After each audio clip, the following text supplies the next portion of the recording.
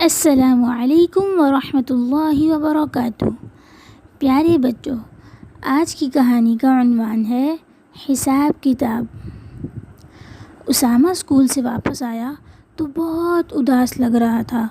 روزانہ کی طرح اس نے اپنی امی کو اسکول میں گزرے دن کی روداد سنائی، نہ کسی بچے کی شرارت کا ذکر کیا۔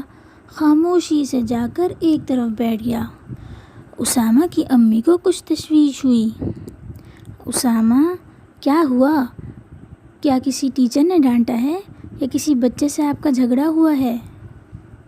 نہیں، ایسا کچھ نہیں ہوا، اسامہ نے آہستہ سے جواب دیا۔ تو پھر آپ کس وجہ سے آج اتنے اداس ہیں؟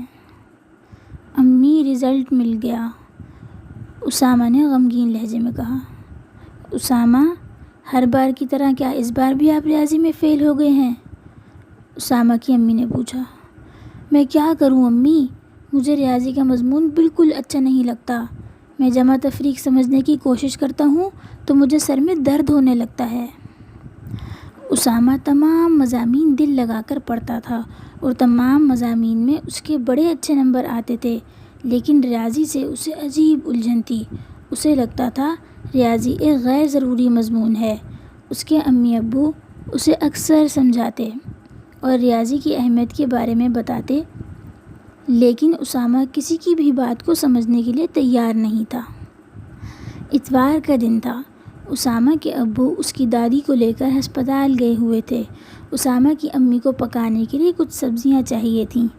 انہوں نے اسامہ کو بلایا اور کہا، بیٹا، یہ لو 100 روپے اور سبزی والے چاچا کے پاس سے 1 کلو آلو، آدھا پاؤ مرچ اور 1 دھنیا کی گڈی لے آؤ، اور جو پیسے بچیں اس کی تم آئس کریم کھا لینا۔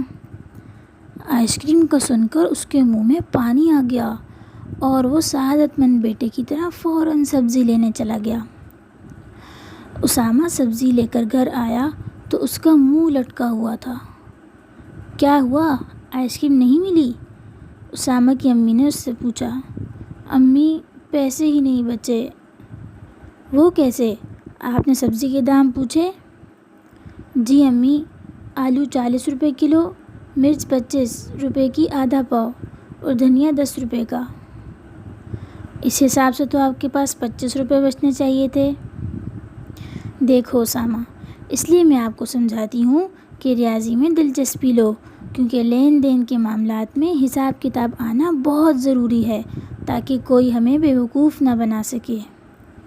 امی کی باتوں کا پہلی مرتبہ اسامہ پر اثر ہوا۔